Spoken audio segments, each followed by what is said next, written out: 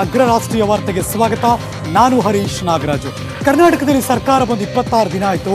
ಎಲ್ಲಪ್ಪ ಯಡಿಯೂರಪ್ಪನವ್ರು ಬಿಟ್ಟರೆ ಮಿಕ್ಕಿ ಯಾರೂ ಕಾಣಿಸ್ತಾ ಇಲ್ಲ ಅಂದ್ರೆ ಅರ್ಥ ಇನ್ನೂ ಸಚಿವರು ಯಾರು ಬಂದಿಲ್ಲ ಅಂತ. ಫೈನಲಿ ಅದಕ್ಕೆ ಉತ್ತರ ಸಿಕ್ಕಿದೆ. ಸಚಿವರೇನೋ ಎಂಟ್ರಿ ಕೊಟ್ಟರು ನಿಜ, ಆದರೆ ಅಸಮಾಧಾನ. ಅಫ್ಕೋರ್ಸ್ ಎಷ್ಟೋ ಸರಿ ಶಾಕ್ ಆಗೋಗಿದೆ ತುಂಬ ಜನಕ್ಕೆ. ಇವ್ರು ಮಂತ್ರಿ ಆಗೇ ಆಗ್ತಾರೆ ಅಂದವ್ರಿಗೆ ಮಂತ್ರಿ ಆಗೋಕೆ ಸಾಧ್ಯ ಆಗಲಿಲ್ಲ, ಅಥವಾ ಇವ್ರು ಯಾರು ಆಗಲ್ಲ ಅಂದವರು ಸಡನ್ ಆಗಿ ಎಂಟ್ರಿ ಕೂಡ ಕೊಟ್ಟಿದ್ದಾರೆ. ಎಲ್ಲವೂ ನಡೀತು ಇವತ್ತಿನ ರಾಜ್ಯ ರಾಜಕಾರಣದ ಬೆಳವಣಿಗೆಗಳು ನಿಮ್ಮ ಮುಂದೆ ಇಡ್ತೀನಿ. ಅಟ್ ದ ಸೇಮ್ ಟೈಮ್ ಮಗದೊಬ್ಬರು ಹೊಸದಾಗಿ ಭಾರತೀಯ ಜನತಾ ಪಕ್ಷದ ಕರ್ನಾಟಕದ ಅಧ್ಯಕ್ಷಗಿರಿಗೆ ಎಂಟ್ರಿ ಕೊಟ್ಟಿದ್ದಾರೆ. ಯಾರವರು ನಿಮ್ಮ ಮುಂದೆ ಇಡೋಣ. ಶುರು ಮಾಡ್ತಿದ್ದೀನಿ. ಮೊದಲಿಗೆ ಹೆಡ್ಲೈನ್ಸ್. 26 ದಿನಗಳ ಬಳಿಕ 17 ಮಂದಿ ಸಚಿವರ ಎಂಟ್ರಿ. ಬಿಎಸ್ವೈ ಬ್ರಿಗೇಡ್ಗೆ ಬಿಜೆಪಿ ಧಗಧಗ. ಸಂಕಷ್ಟದ ಹೊತ್ತಲ್ಲಿ ನಳಿನ್ ಕುಮಾರ್ ಕಟೀಲ್ಗೆ ಬಿಜೆಪಿ ರಾಜ್ಯಾಧ್ಯಕ್ಷ ಪಟ್ಟ. ಕೇಳಿದ್ದು ನೆರೆ ಪರಿಹಾರ, ಕೊಟ್ಟದ್ದು ಹಳೆ ಬಾಕಿ ಬರ ಪರಿಹಾರಕ್ಕೆ ಕೇಂದ್ರದಿಂದ 1029 ಕೋಟಿ ಅನುದಾನ. ಇದೆಂಥ ತಾತ್ಸಾರ ಅಂತಿವೆ ಪ್ರತಿಪಕ್ಷಗಳು. ಪಿ ಚಿದಂಬರಂ ಬಂಧನಕ್ಕೆ ಬೆನ್ನು ಬಿದ್ದ ಸಿಬಿಐ ಇಡಿ. ಮಾಜಿ ಮಿನಿಸ್ಟರ್ ನಾಪತ್ತೆ. ಮನೆ ಮುಂದೆ ಹೈಡ್ರಾಮಾ. ಕಾಂಗ್ರೆಸ್ ನಾಯಕನಿಗೆ ಐಎನ್ಎಕ್ಸ್ ಕಂಟಕ. ಮೋದಿ ಮಾತಾಡಿದ ಬೆನ್ನಲ್ಲೇ ಇಮ್ರಾನ್ ಖಾನ್ಗೆ ಕರೆ. ಕಿರಿಕ್ ಮಾಡದಂತೆ ಪಾಕ್ಗೆ ಟ್ರಂಪ್ ಬುದ್ಧಿವಾದ. ಕಾಶ್ಮೀರ ನಮಗೆ ಬಿಟ್ಟದ್ದು ಅಂದ್ರು ರಾಜನಾಥ್ ಸಿಂಗ್. ಚಂದ್ರನಿಗೆ ಹತ್ತಿರವಾಗುತ್ತಿದೆ ಭಾರತದ ಯಾನ. ಕಕ್ಷೆ ಸೇರಿಕೊಂಡಿದೆ ಇಸ್ರೋದ 2ನೇ ಚಂದ್ರಯಾನ. ಸೆಪ್ಟೆಂಬರ್ 7ರಂದು ಮೂನ್ ಮೇಲೆ ಭಾರತ ಪಯಣ.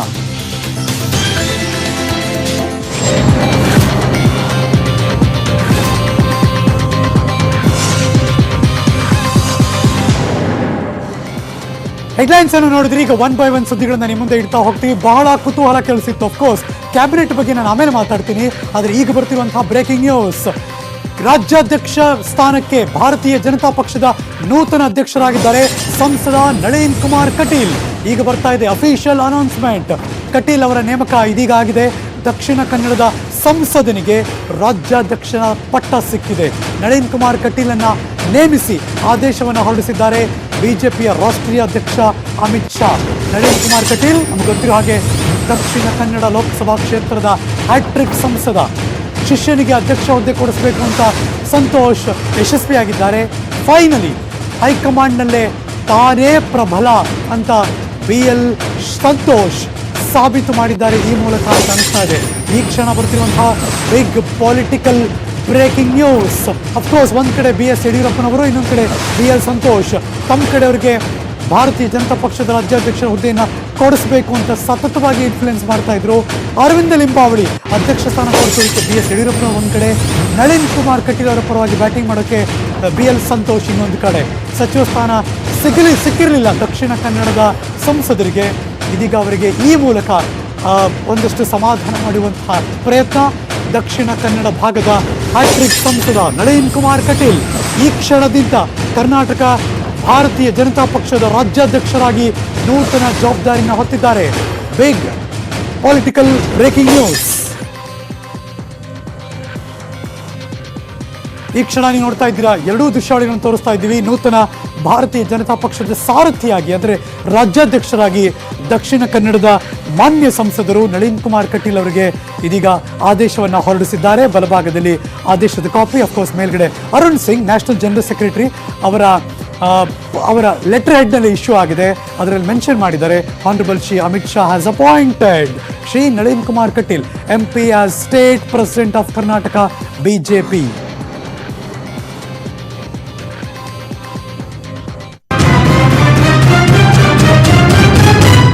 ಕರ್ನಾಟಕ ರಾಜ್ಯ ನನ್ನ ಕರ್ತವ್ಯವನ್ನು ಅಂತಃಕರಣಪೂರ್ವಕವಾಗಿ ಭಯ ಅಥವಾ ಪಕ್ಷಪಾತವಿಲ್ಲದೆ ದೇಶ ಅಥವಾ ರಾಗ ಇಲ್ಲದಂತೆ ಎಲ್ಲಾ ಬಗೆಯ ಜನರಿಗೆ ಸಂವಿಧಾನಕ್ಕೆ ಮತ್ತು ಕಾನೂನಿಗೆ ನ್ಯಾಯವಾದದ್ದನ್ನೇ ಮಾಡುತ್ತೇನೆಂದು ದೇವರ ಹೆಸರಿನಲ್ಲಿ ಪ್ರಮಾಣ ಮಾಡುತ್ತೇನೆ.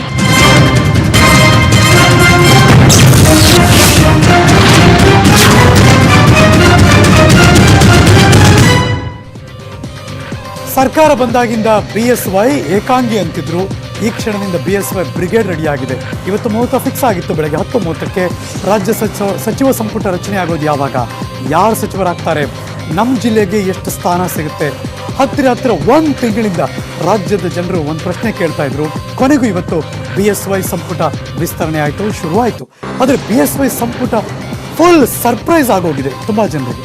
ಸಚಿವ ಸ್ಥಾನ ಪಕ್ಕಾ ಅಂದ್ಕೊಂಡವ್ರಿಗೆ ಶಾಕ್ ಕೊಟ್ಟಿದ್ದಾರೆ. ಅಚ್ಚರಿಯ ಆಯ್ಕೆ ಕೂಡ ನಡೆದು ಹೋಗಿದೆ. ಹಾಗಾದರೆ ಇವತ್ತಿನ ಬೆಳವಣಿಗೆ ಇಲ್ಲಿದೆ ನೋಡಿ ಸ್ಟೋರಿ. ಕಾರಜೋಳ ಎಂಬ ಹೆಸರಿನ ನಾನು, ನಾರಾಯಣಪ್ಪ ಅಶೋಕ್ ನಾರಾಯಣ್ ಎಂಬ ಹೆಸರಿನ ನಾನು, JS ಈಶ್ವರಪ್ಪ ಎಂಬ ಹೆಸರಿನ ನಾನು ಭಯ ಎಲ್ಲಾ ಬಗೆಯ ಜನರಿಗೆ ಪಕ್ಷಪಾತವಿಲ್ಲದೆ ದೇಶ ಸಂವಿಧಾನಕ್ಕೆ ಮತ್ತು ಕಾನೂನಿಗೆ ನ್ಯಾಯವಾದದ್ದನ್ನೇ ಮಾಡುತ್ತೇನೆಂದು ದೇವರ ಹೆಸರಿನಲ್ಲಿ ಪ್ರಮಾಣ ಮಾಡುತ್ತೇನೆ. ಒಂದೆಡೆ ಭೀಕರ ಪ್ರವಾಹ, ಮತ್ತೊಂದೆಡೆ ಸಚಿವ ಸಂಪುಟ ರಚನೆಯ ಗಜಪ್ರಸವ ವೇದನೆ, ಕಾತರ, ಕುತೂಹಲ, ಗೊಂದಲ, ಬಂಡಾಯದ ಭಯ. ಈ ಮಧ್ಯೆ ರಾಜ್ಯದ ಎಲ್ಲರ ಬಾಯಲ್ಲಿ ಇದ್ದಿದ್ದು ಒಂದೇ ಪ್ರಶ್ನೆ: ರಾಜ್ಯ ಸಚಿವ ಸಂಪುಟ ವಿಸ್ತರಣೆ ಯಾವಾಗ? ಕೊನೆಗೂ 26 ದಿನಗಳ ಬಳಿಕ ಎಲ್ಲ ಗೊಂದಲ, ಕುತೂಹಲಕ್ಕೆ ತೆರೆಬಿದ್ದಿದ್ದು ಇವತ್ತು ಬಿಜೆಪಿ ಸರ್ಕಾರದ ಸಚಿವ ಸಂಪುಟ ವಿಸ್ತರಣೆಯಾಯಿತು. ರಾಜಭವನದ ಗಾಜಿನ ಮನೆಯಲ್ಲಿ 17 ಮಂದಿ ಸಚಿವರು ಪ್ರಮಾಣ ವಚನ ಸ್ವೀಕರಿಸಿದರು.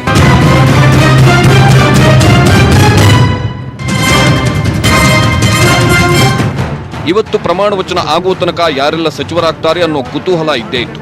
ನಿರೀಕ್ಷೆಯಂತೆ BSY ಸಂಪುಟದಲ್ಲಿ ಹಿರಿಯರು, ಅನುಭವಿಗಳು, ಹೊಸ ಮುಖಗಳು, ಹಾಗೆಯೇ ಅಚ್ಚರಿಯ ಆಯ್ಕೆ ಕೂಡ ನಡೆದಿದೆ. ಈ ಬಾರಿಯೂ BSY ಸಂಪುಟದಲ್ಲಿ ಲಿಂಗಾಯತರದ್ದೇ ಮೇಲುಗೈ.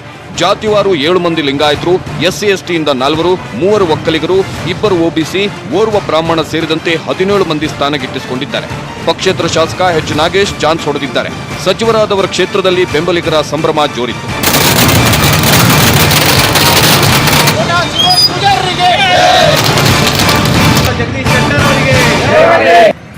ವಿಶೇಷ ಅಂದ್ರೆ BSY ಸುತ್ತನೆ ತಿರುಗುತ್ತಿದ್ದ ಉಮೇಶ್ ಕತ್ತಿ, ರೇಣುಕಾಚಾರ್ಯ, ಮುರುಗೇಶ್ ನಿರಾಣಿ, ಬಸನಗೌಡ ಯತ್ನಾಳ್, KG ಬೋಪಯ್ಯ ಅವರನ್ನ ಸಂಪುಟದಿಂದ ಹೊರಗಿಡಲಾಗಿದೆ.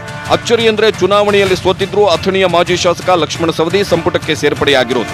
ಸವದಿ ಜೊತೆ ಬ್ಲೂ ಫಿಲ್ಮ್ ಆರೋಪ ಹೊತ್ತಿದ್ದ CC ಪಾಟೀಲ್ಗೂ ಸಂಪುಟದಲ್ಲಿ ಸ್ಥಾನ ಸಿಕ್ಕಿದೆ. ಮತ್ತೊಂದು ವಿಶೇಷ ಅಂದ್ರೆ ಈ ಹಿಂದೆ CM ಆಗಿದ್ದ ಜಗದೀಶ್ ಶೆಟ್ಟರ್ ಸಚಿವರಾಗಿ ಹಿಂಬಡ್ತಿ ಪಡೆದಿರೋದು. ಇನ್ನು DCM ಕನಸಿನಲ್ಲಿದ್ದ ಈಶ್ವರಪ್ಪ, ಅಶೋಕ್, ರಾಮುಲು ಆಸೆ ನೆರವೇರಿಲ್ಲ. ಇನ್ನು ಮಾಧುಸ್ವಾಮಿ, ಅಶ್ವತ್ಥ ನಾರಾಯಣ್ಗೆ ಮೊದಲ ಬಾರಿ ಸಚಿವರಾದ ಖುಷಿ. ಮಹಿಳಾ ಕೋಟದಲ್ಲಿ ಶಶಿಕಲಾ ಜೊಲ್ಲೆಗೆ ಅವಕಾಶ ಸಿಕ್ಕಿದೆ. BSY ಸಂಪುಟದ ಮತ್ತೊಂದು ಸ್ಪೆಷಾಲಿಟಿ ಅಂದ್ರೆ 15 ವರ್ಷಗಳ ಬಳಿಕ ರಾಜ್ಯ ಸಚಿವ ಸಂಪುಟದಲ್ಲಿ ಬೆಳಗಾವಿಯ ಜಾರಕಿಹೊಳಿ ಬ್ರದರ್ಸ್ ಸ್ಥಾನ ಪಡೆದಿಲ್ಲ. ಲಕ್ಷ್ಮಣ್ ಸಂಗಪ್ಪ ಸೌದಿ ಎಂಬ ಹೆಸರಿನ ನಾನು ರಾಜ್ಯದ ಮಂತ್ರಿಯಾಗಿದ್ದ ದೇವರ ಹೆಸರಿನಲ್ಲಿ ಪ್ರತಿಜ್ಞೆಯನ್ನು ಮಾಡುತ್ತೇನೆ. BSY ಸಂಪುಟದಲ್ಲಿ ಬೆಂಗಳೂರು ಬಿಟ್ಟರೆ ಹಳೆ ಮೈಸೂರು ಭಾಗಕ್ಕೆ ಒಂದು ಸಚಿವ ಸ್ಥಾನ ಸಿಕ್ಕಿಲ್ಲ. JDS ಪ್ರಾಬಲ್ಯದ ಭಾಗಕ್ಕೆ BSY ಶಾಕ್ ಕೊಟ್ಟಿದ್ದಾರೆ. ಅಷ್ಟೇ ಅಲ್ಲ, ಕೇಸರಿ ಕೋಟೆ ಆಗಿರೋ ಕೊಡಗು, ದಕ್ಷಿಣ ಕನ್ನಡ, ಉತ್ತರ ಕನ್ನಡಕ್ಕೆ ಸಿಕ್ಕಿರುವುದು 0. ಬಳ್ಳಾರಿ, ಕೊಪ್ಪಳ, ಕಲಬುರಗಿ, ರಾಯಚೂರಿನ ಶಾಸಕರಿಗೂ ಮಂತ್ರಿಗಿರಿ ಕೊಟ್ಟಿಲ್ಲ. ಸಣ್ಣ ಪುಟ್ಟ ಸಮುದಾಯಗಳಿಗೂ ಕ್ಯಾಬಿನೆಟ್ನಲ್ಲಿ ಮಣೆ ಹಾಕಿಲ್ಲ. ಹೀಗಾಗಿ ಎಲ್ಲ ಕಡೆ ಸ್ಥಾನವಂಚಿತ ಶಾಸಕರ ಬೆಂಬಲಿಗರು ಪ್ರತಿಭಟಿಸಿ ಆಕ್ರೋಶ ವ್ಯಕ್ತಪಡಿಸಿದ್ದಾರೆ.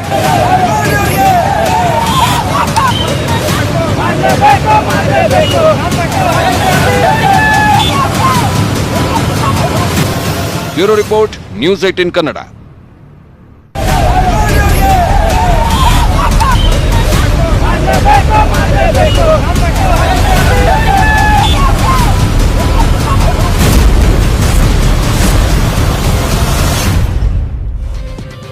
ಈ ಧಗಧಗ ಅನ್ನೋ ಪದ ಕೇಳಿದ್ರೆ ತುಂಬಾ ವರ್ಷದಿಂದ ಬಿಜೆಪಿಲಿ ಏನಾಯ್ತು ಅಂತ ನಮ್ಗೆ ಈಗಲೂ ಕಂಡು ಬಂದೇ ಇದೆ. ಬಿಜೆಪಿಯ ಬಂಡಾಯದ ಇತಿಹಾಸ ಮತ್ತೆ ಮರುಕಳಿಸುತ್ತಾ ಕಮಲಪಾಳ್ಯದ ಅತೃಪ್ತರು ಮತ್ತೊಮ್ಮೆ ಬಂಡಾಯವನ್ನ ಹಾರಿಸ್ತಾರ. ದೋಸ್ತಿ ನಾಯಕರು ಹೇಳಿದ್ದ ಭವಿಷ್ಯ ನಿಜವಾಗೋಗುತ್ತಾ? ಅದೇ ಬಂಡಾಯದ ಮುಖಗಳು, ಅದೇ ಹಳೆ ಪರಿಸ್ಥಿತಿ. ಕ್ಯಾಬಿನೆಟ್ ರಚನೆಯಾದ ಬೆನ್ನಲ್ಲೇ ಭಿನ್ನರ ಗುಂಪು ರೆಡಿಯಾಗ್ತಾ ಇದೆ. ತಿಂಗಳ ಹಿಂದೆ ದೋಸ್ತಿಗಳ ನಡುವೆ ಇದ್ದಂತಹ ಬಂಡಾಯದ ಭಯ ಈಗ ಬಿಜೆಪಿ ಪಾಳಕ್ಕೆ ಒಂದು ರೀತಿ ಶಿಫ್ಟ್ ಆಗೋಗಿದೆ ಅಂತ ಅನಿಸ್ತಾ ಇದೆ. ಹಾಗಾದ್ರೆ ಎಲ್ಲ ಬೆಳವಣಿಗೆಗಳ ಬಗ್ಗೆ ಒಂದು ಸ್ಪೆಷಲ್ ರಿಪೋರ್ಟ್ ಇಲ್ಲಿದೆ, ಬನ್ನಿ ನೋಡೋಣ. ತಾತ್ಕಾಲಿಕ ಸಂತೋಷ ಪಡಿ, ಮುಂದೆ ಕಾದಿದೆ ನಿಮಗೂ ಕಾದಿದೆ. ಅವನು ನೀವು ಮಂತ್ರಿ ಮಾಡೋಕ್ಕಾಗುದಿಲ್ಲ. You will enjoy the power. ಕೇಳಿಸ್ಕೊಂಡ್ರಲ್ಲ, ಇದು ಮೈತ್ರಿ ಸರ್ಕಾರದ ಕೊನೆಯ ದಿನದಂದು ದೋಸ್ತಿಗಳು ಹೇಳಿದ ಭವಿಷ್ಯ. ಒಂದೇ ತಿಂಗಳಲ್ಲಿ ದೋಸ್ತಿ ನಾಯಕರು ಹೇಳಿದ ಭವಿಷ್ಯ ನಿಜವಾಗ್ತಿದೆ. HDK ಹೇಳಿದಂತೆ ಬಿಜೆಪಿಯಲ್ಲಿ ಭಿನ್ನಮತ ಶುರುವಾಗಿದೆ. DKC ಶಪಥ ಮಾಡಿದಂತೆ ಕಮಲ ಕಲಿಗಳು ರೆಬಲ್ ಆಗಿದ್ದಾರೆ. 17 ಸಚಿವರು ಪ್ರಮಾಣ ಮಾಡ್ತಿದ್ದಂತೆ 10ಕ್ಕೂ ಹೆಚ್ಚು ಬಿಜೆಪಿ ಶಾಸಕರು ಬಂಡಾಯದ ಮುನ್ಸೂಚನೆ ಕೊಟ್ಟಿದ್ದಾರೆ. ಸಚಿವ ಸ್ಥಾನ ವಂಚಿತ ಕೆಲ ಪ್ರಮುಖ ಶಾಸಕರು ಆಗ್ಲೇ ಗುಂಪು ಕಟ್ಟಿ ಮೀಟಿಂಗ್ ಕೂಡ ಮಾಡಿದ್ದಾರೆ. ಸರಿಯಾಗಿ 1 ದಶಕದ ಹಿಂದೆ ಇದೇ BSY CM ಆಗಿದ್ದಾಗ ಬಂಡಾಯ ಎದ್ದಿದ್ದ ಅದೇ ಗುಂಪು ಮತ್ತೊಮ್ಮೆ ಬಂಡಾಯಕ್ಕೆ ರೆಡಿಯಾಗಿದೆ. ಅಂದಿನ ರೆಬಲ್ ಮುಖಂಡ ಅದೇ ಬಾಲಚಂದ್ರ ಜಾರಕಿಹೊಳಿ ನೇತೃತ್ವದಲ್ಲಿ ರೇಣುಕಾಚಾರ್ಯ ಸೇರಿದಂತೆ ಅತೃಪ್ತ ಶಾಸಕರು ಬೆಂಗಳೂರಿನ ಖಾಸಗಿ ಹೋಟೆಲ್ನಲ್ಲಿ ಸಭೆ ಸೇರಿ ಮುಂದಿನ ನಡೆ ಬಗ್ಗೆ ಚರ್ಚೆ ಮಾಡಿದ್ರು. ಇದರಿಂದ ಭಯಬಿದ್ದ ಸಿಎಂ ಬಿಎಸ್ವೈ ಬಾಲಚಂದ್ರ ಜಾರಕಿಹೊಳಿಯನ್ನ ಮನೆಗೆ ಕರೆಸಿಕೊಂಡು ಮನವೊಲಿಕೆ ಮಾಡಿದ್ರು.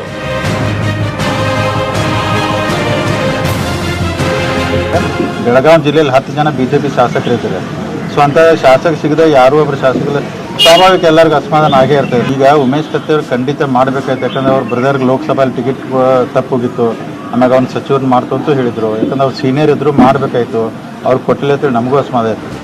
ಬಿಜೆಪಿ ಬಂಡಾಯ ಶಾಸಕರ ಪಟ್ಟಿ ದೊಡ್ಡದಿದೆ. ಕತ್ತಿ, ನಿರಾಣಿ, ಲಿಂಬಾವಳಿ, ಯತ್ನಾಳ್, ಬಾಲಚಂದ್ರ ಜಾರಕಿಹೊಳಿ, ರೇಣುಕಾಚಾರ್ಯ, ಶಿವನಗೌಡ, ತಿಪ್ಪಾರೆಡ್ಡಿ ಸೇರಿದಂತೆ ಈ ಬಾರಿ ಘಟಾನುಘಟಿಗಳೇ ಸಚಿವ ಸ್ಥಾನದಿಂದ ವಂಚಿತರಾಗಿದ್ದಾರೆ. ಇವರ ಅಸಮಾಧಾನ ಎಷ್ಟಿದೆ ಅಂದ್ರೆ ರಾಜಭವನದಲ್ಲಿ ನಡೆದ ಸಂಪುಟ ಪ್ರಮಾಣ ಕಾರ್ಯಕ್ರಮಕ್ಕೆ ಬಂದಿರಲಿಲ್ಲ. ಅಲ್ಲದೆ ಕೊನೆ ತನಕ ಸಚಿವರ ಪಟ್ಟಿಯಲ್ಲಿದ್ದ ಶಾಂತ ಸ್ವಭಾವದ ಸುಳ್ಯ ಶಾಸಕ ಅಂಗಾರ ಕೂಡ ಗರಂ ಆಗಿದ್ದಾರೆ. ಹಿರಿಯನಿದ್ದೀನಿ ಆಗಬೇಕಾಗಿತ್ತು, ಆದರೆ ಇನ್ನೂ ಅರ್ಧ ಮಂತ್ರಿಮಂಡಲ ವಿಸ್ತರಣೆ ಇದೆ, ಮುಂದಿನ ದಿನಮಾನಗಳು ಸಿಗಬಹುದು, ಅದು ಕಾದು ನೋಡು. ನಾನು ಕೂಡ 6 ಬಾರಿ ಆಗಿದ್ದೇನೆ, ಹಿರಿಯ ಪಟ್ಟಿಯಲ್ಲಿ ನಾನು ಕೂಡ ಇದ್ದೇನೆ. ಅದರಿಂದ ನಮಗೆ ನಿಜವಾಗ್ಲೂ ಕೂಡ ಅಸಮಾಧಾನ ಆಗಿದೆ. ಆದರೆ ಸಚಿವ ಸ್ಥಾನ ಕೈ ತಪ್ಪಿದೆ. ನನಗೂ ನೋವಿದೆ, ನಮ್ಮ ಕ್ಷೇತ್ರದ ಜನತೆಗೂ ನೋವಿದೆ. ನಾವು ದಕ್ಷಿಣ ಕನ್ನಡ ಜಿಲ್ಲೆಗೆ ಅನ್ಯಾಯ ಆಗಿದೆ. ಇದನ್ನು ಸರಿಪಡಿಸಬೇಕು ಅಂತ ನಾವು ಸಂಬಂಧಪಟ್ಟ ಮುಖ್ಯಮಂತ್ರಿ ಗಮನಕ್ಕೆ ತರ್ತೇವೆ. ಸದ್ಯಕ್ಕೆ ಎಲ್ಲರೂ ಒಳಗೊಳಗೆ ಕೊತ ಕುದಿತಿದ್ದಾರೆ. ಭಿನ್ನಮತ ಸ್ಫೋಟಗೊಳ್ಳುತ್ತಿದ್ರು ಸುಮಾರು 20ರಷ್ಟು ಶಾಸಕರು ಅಸಮಾಧಾನಗೊಂಡಿರೋದು ಸಿಎಂ ಬಿಎಸ್ವೈ ಟೆನ್ಷನ್ ಹೆಚ್ಚಿಸಿದೆ. ಮಾತುಕತೆ ಸಂಧಾನ ಎಲ್ಲ ಫಲಿಸದೆ ಹೋದ್ರೆ ಬಂಡಾಯದ ಬಿಸಿ ತಾಗೋದು ಪಕ್ಕ. ಶಾಸಕರ ಈ ಬಂಡಾಯಕ್ಕೆ ಮುಲಾಮು ಹಚ್ಚಲು ಬಿಎಸ್ವೈ ಈಗಾಗಲೇ ನಿಗಮ ಮಂಡಳಿಯ ಆಫರ್ ಕೂಡ ಕೊಟ್ಟಿದ್ದಾರೆ. ಅಲ್ಲದೆ ಸಂಪುಟ ವಿಸ್ತರಣೆ ವೇಳೆ ಅವಕಾಶ ಕೊಡೋದಾಗಿ ಭರವಸೆ ಕೊಡ್ತಿದ್ದಾರೆ. ಹೀಗಾಗಿ ಸ್ವಲ್ಪ ಸಮಯ ಕಾದ್ ನೋಡೋದು ವಿನ್ನರ ಪ್ಲಾನ್. ಹೀಗಾಗಿ ಬಿಜೆಪಿ ಸರ್ಕಾರದ ಅಳಿವು ಉಳಿವಿನ ಪ್ರಶ್ನೆ ಸಿಎಂ ಬಿಎಸ್ವೈ ಅವರು ತೆಗೆದುಕೊಳ್ಳೋ ನಿರ್ಧಾರಗಳನ್ನ ಅವಲಂಬಿಸಿದೆ. ಅತ್ತ ಬಿಜೆಪಿಯಲ್ಲಿ ಬಂಡಾಯ ಶುರುವಾಗ್ತಿದ್ದಂತೆ ಇತ್ತ ದೋಸ್ತಿಯಲ್ಲಿ ಬಂಡಾಯದ್ದು ಅನರ್ಹಗೊಂಡಿರೋ ಟೀಮ್ ರಮೇಶ್ ಜಾರಕಿಹೊಳಿ ಮನೆಯಲ್ಲಿ ಸಭೆ ಸೇರಿ ಚರ್ಚೆ ಮಾಡಿದ್ರು. ನಾವು ಅಲ್ಲೂ ಸಲ್ಲಿಲ್ಲ, ಇಲ್ಲೂ ಸಲ್ಲೋದಿಲ್ವಾ ಅನ್ನೋ ಭೀತಿಯಲ್ಲಿದ್ದಾರೆ ಅನರ್ಹರು. ಮುಂದಿನ ನಡೆಗಳ ಬಗ್ಗೆ ಗಂಭೀರ ಚರ್ಚೆ ಮಾಡಿದ್ದಾರೆ. ಒಟ್ಟಾರೆ ರಾಜ್ಯ ಸರ್ಕಾರ ಸಚಿವ ಸಂಪುಟ ಅನ್ನೋದು ಗೊಂದಲಗಳ ಗೂಡು. Bureau report, news 18 Kannada. News ನೋಡ್ತಿರೋ ನಿಮಗೂ ಅನ್ಸಿರ್ಬೇಕಲ್ಲ, ಯಾವ ಪಕ್ಷ ಬಂದರೂ ಈ ಹಣೆ ಬರ ಮಾತ್ರ ತಪ್ಪಲ್ಲ ಅಂತ. ಹೊರಗಡೆ ಹೇಳ್ಕೊಳ್ಳೋಕೇನೋ ಹೈಕಮಾಂಡ್ ಆದೇಶ, ಹೈಕಮಾಂಡ್ ಏನು ಹೇಳುತ್ತೋ ಹಾಗೆ ಕೇಳ್ತೀವಿ, ಇದೆಲ್ಲವೂ ಶಿಸ್ತಿನ ಸಿಪಾಯಿಗಳು ಹೇಳ್ತಾನೆ ಇರ್ತಾರೆ. ಆದರೆ ಮಾಡೋ ಕೆಲಸ ಮಾತ್ರ ಮಾಡ್ತಾನೆ ಇರ್ತಾರೆ. ಬಟ್ ಯಡಿಯೂರಪ್ಪನವ್ರಿಗೆ ಮಾತ್ರ ತೊಂದರೆ ತಪ್ಪಿದ್ದಲ್ಲ ಈ ಕ್ಷಣಕ್ಕೆ. ಭಿನ್ನಮತ ಶಮನಕ್ಕೆ BS ಯಡಿಯೂರಪ್ಪನವರು ಕಸರತ್ತಂತೂ ಮಾಡ್ತಿದ್ದಾರೆ. ಇದಕ್ಕೋಸ್ಕರ ಯಾರೇ ಅಸಮಾಧಾನಗೊಂಡಿದ್ದಾರೋ ಆ ಶಾಸಕರಿಗೆ BS ಯಡಿಯೂರಪ್ಪನವರು ಬನ್ನಿ ಮಾತಾಡೋಣ ಅಂತ ಕರೆದಿದ್ದರಂತೆ. BSY ನಿವಾಸಕ್ಕೆ ಬಂದರು ಉಮೇಶ್ ಕತ್ತಿ ಮತ್ತು ಬಾಲಚಂದ್ರ ಜಾರಕಿಹೊಳಿ ಹಾಗೂ CM ಯಡಿಯೂರಪ್ಪ ಅವರು ಅವ್ರನ್ನ ಕರೆಸಿ ಮಾತಾಡಿ ಸಮಾಧಾನ ಮಾಡಿದ್ದಾರೆ. ಆದರೆ ಮನವೊಲಿಕೆಗೆ ಉಮೇಶ್ ಕತ್ತಿ ಬಗ್ತಾರಾ? ಅಷ್ಟು ಈಸಿ ಅಲ್ಲ ಹಂಗೆ ನೋಡೋಕ್ಕೋದ್ರೆ. ಅದೇ ಈಗ ದೊಡ್ಡ ಪ್ರಶ್ನೆ.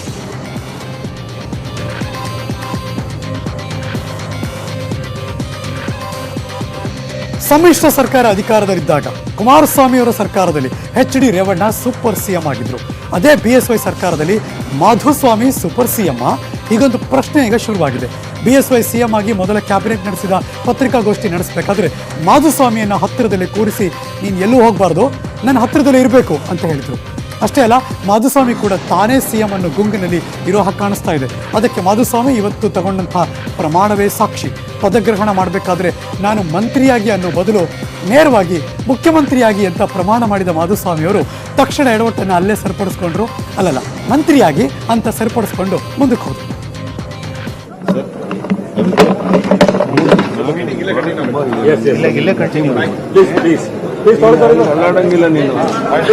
ನಾನು ಭಾರತದ ಸಾರ್ವಭೌಮತ್ವವನ್ನು ಮತ್ತು ಅಖಂಡತೆಯನ್ನು ಎತ್ತಿ ಹಿಡಿಯುತ್ತೇನೆಂದು ಮತ್ತು ಕರ್ನಾಟಕ ರಾಜ್ಯದ ಮುಖ್ಯಮಂತ್ರಿ ಮಂತ್ರಿಯಾಗಿ ಮತ್ತು ಕರ್ನಾಟಕ ರಾಜ್ಯದ ಮುಖ್ಯಮಂತ್ರಿ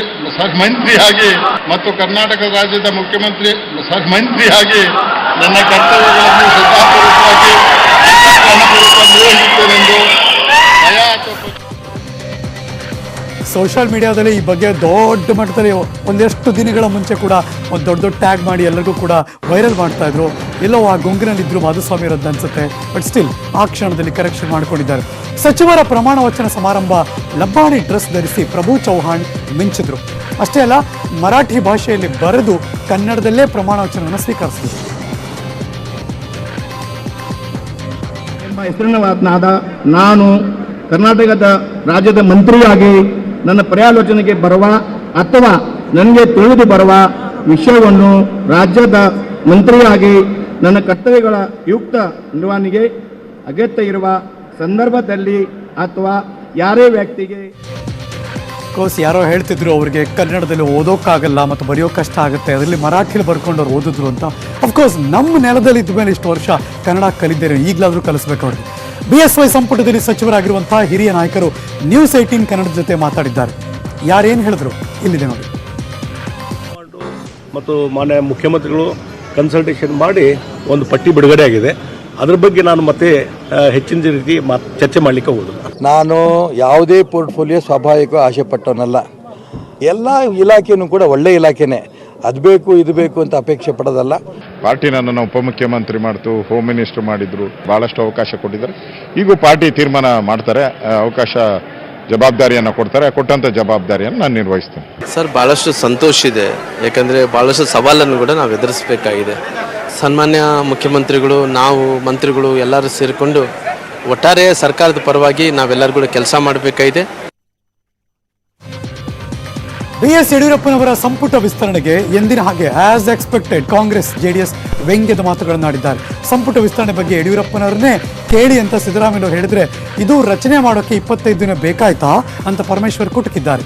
JDSನ ರೇವಣ್ಣ ಕೂಡ ಸರ್ಕಾರ ಎಷ್ಟು ದಿನ ಇರಬಲ್ಲದು ಅಂತ ನಾನು ಹೇಳಲಾರೆ ಅಂತ ವ್ಯಂಗ್ಯದ ಮಾತುಗಳನ್ನಾಡಿದ್ದಾರೆ. ಹಾಗಾದ್ರೆ ಅವರೆಲ್ಲ ಯಾರ್ಯಾರು ಏನೇನು ಹೇಳಿದ್ರು ಬನ್ನಿ ನೋಡೋಣ.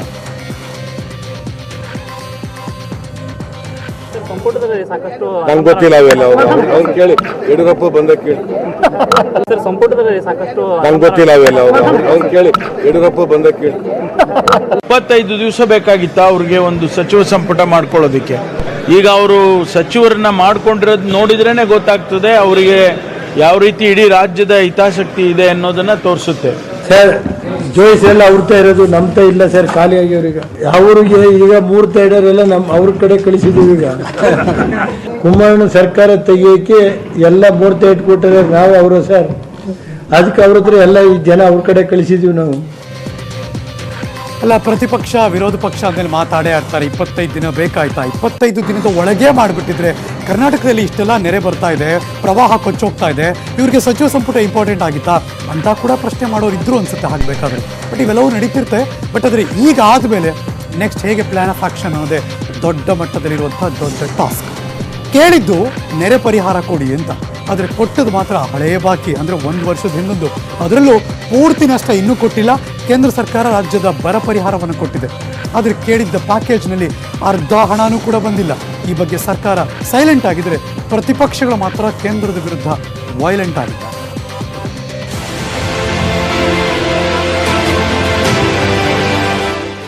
ಕಾದು ಕೊನೆಗೂ ಸಂಪುಟ ಸೇರಿದ ಖುಷಿಯಲ್ಲಿದ್ದ ಸಚಿವರಿಗೆ ಮೊದಲ ದಿನವೇ BSY ಟಾರ್ಗೆಟ್ ಕೊಟ್ಟಿದ್ದಾರೆ. ಎಷ್ಟು ದಿನ ಏಕಾಂಗಿಯಾಗಿ ಕಾಲಿಗೆ ಚಕ್ರ ಕಟ್ಟಿಕೊಂಡಂತೆ ನೆರೆ ಪ್ರದೇಶಗಳನ್ನು ಸುತ್ತಿದ ರಾಜಹುಲಿ ಈಗ ತಮ್ಮ ಬ್ರಿಗೇಡ್ಗೆ ಖಡಕ್ ಆಗಿ ಹೇಳ್ಬಿಟ್ಟಿದ್ದಾರೆ. ಪರಿಣಾಮ ನಾಳೆಯಿಂದ ನೂತನ ಸಚಿವರು ನೆರೆಯಿಂದ ನಲುಗಿ ಹೋದ ಜಿಲ್ಲೆಗಳಿಗೆ ಭೇಟಿ ನೀಡಲಿದ್ದಾರೆ. 17 ಸಚಿವರು 2 ದಿನಗಳ ಕಾಲ 19 ಜಿಲ್ಲೆಗಳಲ್ಲಿ ಪ್ರವಾಸ ಮಾಡಿ BSYಗೆ ಬಲ ತುಂಬಲಿದ್ದಾರೆ. ಬೆಳಗಾವಿ ಲಕ್ಷ್ಮಣ್ ಸವದಿ ಅವರು ಇರ್ತಾರೆ. ಚಿಕ್ಕೋಡಿನಲ್ಲಿ ಶ್ರೀಮತಿ ಶಶಿಕಲಾ ಜೊಲ್ಲೆ ಇರ್ತಾರೆ. ಬಾಗಲಕೋಟೆ ಮತ್ತು ವಿಜಯಪುರದಲ್ಲಿ ಸನ್ಮಾನ್ಯ ಈಶ್ವರಪ್ಪನವರು ಕಾರಜೋಳ ಅವರು ಇರ್ತಾರೆ. ಹಾವೇರಿ ಶ್ರೀ ಬಸವರಾಜ ಬೊಮ್ಮಾಯಿ ಅವರು, ಧಾರವಾಡ ಮತ್ತು ಉತ್ತರ ಕನ್ನಡ ಜಗದೀಶ್ ಶೆಟ್ಟರ್ ಅವರು ಇರ್ತಾರೆ. ಗದಗ್ ಮತ್ತು ಕೊಪ್ಪಳ CC ಪಾಟೀಲ್ ಅವರು ಇರ್ತಾರೆ. ಬಳ್ಳಾರಿ ರಾಯಚೂರಲ್ಲಿ ರಾಮುಲು ಅವರು ಇರ್ತಾರೆ. ನಾವು ಇಲ್ಲಿ ಪ್ರತಿ ನೆರೆ ಪೀಡಿತ ಪ್ರದೇಶಕ್ಕೆ ಹೋಗ್ತೇವೆ. ಅಜೆಂಡನ ಒಂದು ಪಟ್ಟಿಯನ್ನ ಮಾಡ್ಕೊಂಡ್ಬಂದು ಒಟ್ಟಾಗಿ ಕೂತು ಸರ್ಕಾರದಲ್ಲಿ ತೀರ್ಮಾನ ಮಾಡಬೇಕು. ರಾಜ್ಯದ 22 ಜಿಲ್ಲೆಗಳಲ್ಲಿ ಸತತ 2 ವಾರದ ಕಾಲ ತೀವ್ರ ನೆರೆ ಜನರನ್ನ ಕಂಗೆಡಿಸಿದೆ. ಇದುವರೆಗೂ ಕೇಂದ್ರದಿಂದ ಪುಡಿಗಾಸು ಸಿಕ್ಕಿಲ್ಲ. ಮನೆ ಮಠ ಕಳ್ಕೊಂಡ ಲಕ್ಷಾಂತರ ಮಂದಿ ಬೀದಿಯಲ್ಲೇ ಬದುಕ್ತಿದ್ದಾರೆ. ಇವರ ಪುನರ್ವಸತಿ ಕಾರ್ಯ ತತ್ಕ್ಷಣ ಆಗಬೇಕಾಗಿದೆ. ಹೀಗಾಗಿ ನೊಂದವರಿಗೆ ನೆರವು ನೀಡಲು ಹೆಚ್ಚು ಸಮಯವಿಲ್ಲ.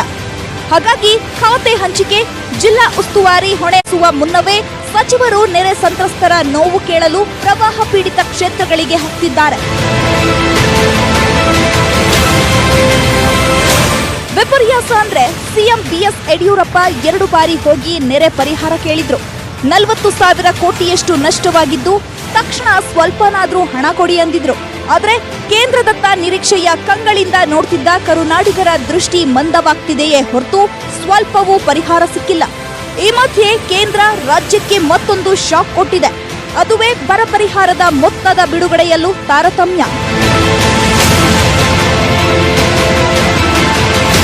ಫೆಬ್ರವರಿಯಲ್ಲಿ ಮೈತ್ರಿ ಸರ್ಕಾರ ಕೇಂದ್ರಕ್ಕೆ 3,000 ಕೋಟಿ ಬರ ಪರಿಹಾರ ಕೇಳಿತ್ತು. ಆದ್ರೀಗ ಗೃಹ ಸಚಿವ ಅಮಿತ್ ಶಾ ನೇತೃತ್ವದಲ್ಲಿ ನಡೆದ 2 ದಿನದ ಸಭೆಯಲ್ಲಿ ನಿರ್ಧರಿಸಿ ರಾಜ್ಯಕ್ಕೆ ಕೇವಲ 1,029 ಕೋಟಿ ಪರಿಹಾರ ನೀಡಿದ್ದಾರೆ. ಆದರೆ ನೆರೆ ಪರಿಹಾರ ನಿರೀಕ್ಷೆಯಲ್ಲಿದ್ದ ಕನ್ನಡಿಗರಿಗೆ ಬರ ಪರಿಹಾರ ನೀಡಿದ್ದು ಅದರಲ್ಲೂ ಮಲತಾಯಿ ಧೋರಣೆಯಾಗಿದೆ ಅಂತ ಕೈ ನಾಯಕರು ಖಂಡಿಸಿದ್ದಾರೆ. ಈಗ ನಮಗೆ ನ್ಯಾಯ ಕೊಡಬೇಕು ಅನ್ನೋದಷ್ಟೇ. ಕೇಂದ್ರ ಸರ್ಕಾರ ಯಾರಿಗೂ ತಾರತಮ್ಯ ಮಾಡಬಾರದು, ಮಲತಾಯಿ ಧೋರಣೆ ತೋರಿಸಬಾರದು. ಪ್ರವಾಹಕ್ಕೆ ಈಗ ಹೆಚ್ಚು ಹಣ ಕೊಡಬೇಕು. 5,000 ಕೇಳಿದೀವಿ, ಕೂಡಲೇ ಕೊಡಬೇಕು ಅದನ್ನ. ಈಗ ನೆರೆ ಹಾವಳಿಯಲ್ಲಿ 17 ಜಿಲ್ಲೆನಲ್ಲಿ ಸಾವಿರಾರು ಕೋಟಿ ರೂಪಾಯಿ ನಷ್ಟ ಆಗಿದೆ. ಅದರಿಂದ ಮಲತಾಯಿ ಧೋರಣೆ ಕರ್ನಾಟಕದ ಬಗ್ಗೆ ಕೇಂದ್ರ ಸರ್ಕಾರದಿಂದ ಆಗ್ತಾ ಇದೆ ಅಂತ ಹೇಳಿ ನಾನು ಹೇಳಬೇಕಾಗುತ್ತೆ. 20ಕ್ಕೂ ಹೆಚ್ಚು ಜಿಲ್ಲೆಯಲ್ಲುಂಟಾದ ನೆರೆ ನಷ್ಟಕ್ಕೆ ಪರಿಹಾರ ಘೋಷಿಸದ ಕೇಂದ್ರ ಕಡಿಮೆ ಬರ ಪರಿಹಾರ ನೀಡಿ ಮತ್ತೊಂದು ಶಾಕ್ ನೀಡಿದೆ. Bureau report, news 18 Kannada. ಪ್ರತಿಪಕ್ಷದಲ್ಲಿ